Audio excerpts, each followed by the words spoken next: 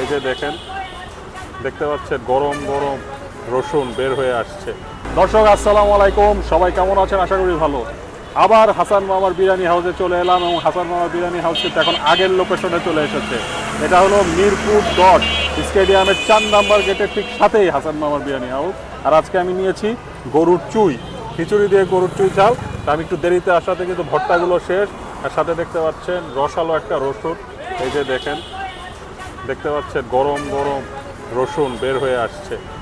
তো যাই হোক, আমি রসুন আর এই যে চুই ঝাল দেখতে পাচ্ছেন চুই, তো আমি গরুর মাংসটা একটু দিয়ে খিচুড়ি টেস্ট করে দেখি এখনো হাসান মামার হাতে কি জাদু আছে নাকি আগের মতো।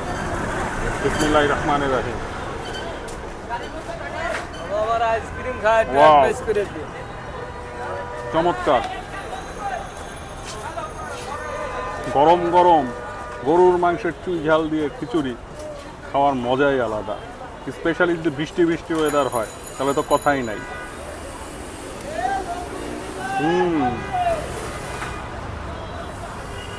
তো হাসান মামার চুই ঝালের সবসময় একটা আচারি ফ্লেভার থাকে, দেখতে পাচ্ছেন। আর মাংসটা দেখতে পাচ্ছেন বেশ নরম,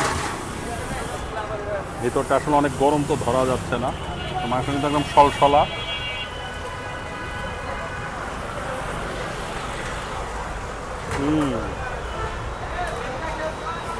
তো এটা আমি দিব হলো 10-এ 9। অবশ্যই নতুন স্বাধীন বাংলাদেশে হাসান মামার বিরিয়ানি খেতে চলে আসবে। যদিও বিরিয়ানি নাম, এটা আমরা খাবো খিচুড়ি কিংবা পোলাও। এবং অ্যাড্রেসটা আরেকবার বলে দেই, এটা হলো মিরপুর 10 নাম্বার স্টেডিয়াম গেটে ঠিক পাশে, 4 নাম্বার গেটের ঠিক পাশে হাসান মামা বিরিয়ানি খুব সুন্দরভাবে ব্যানারে লেখা আছে। তো দর্শক সবাই ভালো থাকবেন, আবার দেখা হবে। আসসালামু আলাইকুম।